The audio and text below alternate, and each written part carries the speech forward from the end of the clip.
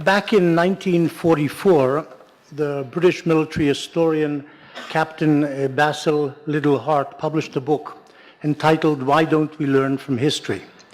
His thesis, if I understood it correctly, was that we can learn from history to the extent of understanding what went wrong and what pitfalls or mistakes to avoid. He quoted the Roman historian of the 2nd century BC, Polybius, who wrote that to better mankind, one can study our own disasters or the disasters of others. He recommended the second course as less painful, but the first, learning from our own disasters and mistakes, was more certain.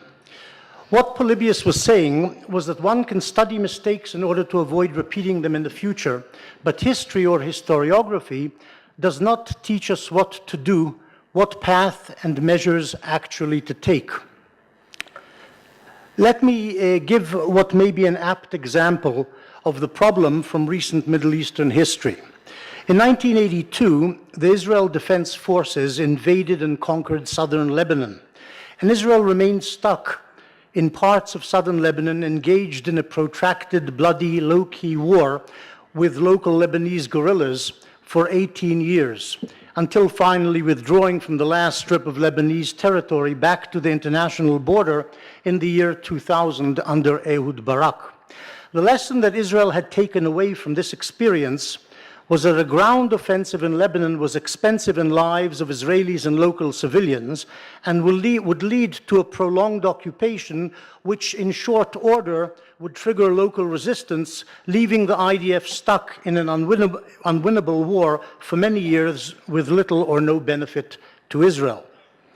In 2006, when Israel was severely provoked by the Hezbollah, whose troops ambushed an Israeli patrol inside Israel and caused half a dozen deaths and fired dozens of rockets into Israel, Israel acted on the lesson of the First Lebanon War. And instead of invading and occupying southern Lebanon with armored and infantry divisions, it attacked the Hezbollah bases and rocket launchers from the air.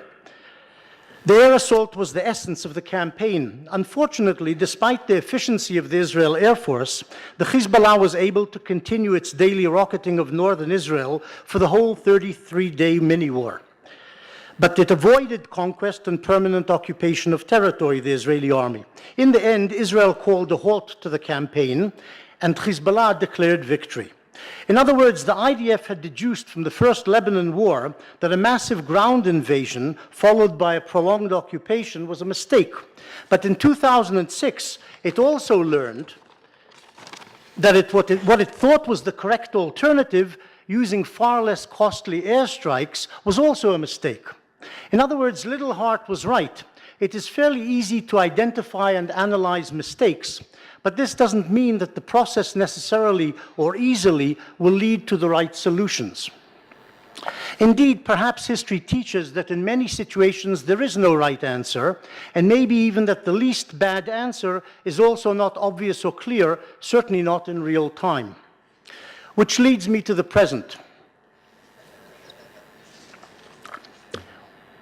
which is really a question rather than an assertion. Israel currently faces what may be the biggest strategic dilemma and challenge it has faced in its 65-year history, the Iranian nuclear project, which most analysts believe is geared to producing nuclear weaponry. Given that the Iranian leadership, the outgoing President Ahmadinejad and the Supreme Leader Khamenei, have made it clear that they want Israel erased from the map, the Iranian nuclear project is seen by many, myself included, as an existential threat. Many people, including Israel's Prime Minister Netanyahu, compare the current situation to the 1930s and to Hitler's threats to destroy the Jewish people, which ended, as we know, in the Holocaust. Perhaps the Iranian nuclear challenge threatens a second Holocaust, as I myself have sometimes written. In the context of this challenge, can we learn from history? Is Hitler the precedent we should look to when considering Iran? Of course, the circumstances are different. Iran is not Nazi Germany, Israel is not pre-Holocaust European Jewry, and maybe the United States is not the European democracies and the United States of the 1930s and 1940s, who ultimately abandoned the Jews to their fate. But still, the portents regarding possible effective international or American action are not good, and the existential threat from Israel's perspective or the perspective of its 6 million strong Jewish population may be just as grave as the threat faced by Europe's pre-Holocaust Jews. But to return to Little Heart, who savaged the British establishment for its conduct in World War I, when it comes to drawing lessons from history, there is a vital difference. Little Heart was able, sitting in his armchair after the bloodbath in the trenches of Flanders, to draw conclusions. Israel's leaders in public may not have that luxury if they choose the wrong course.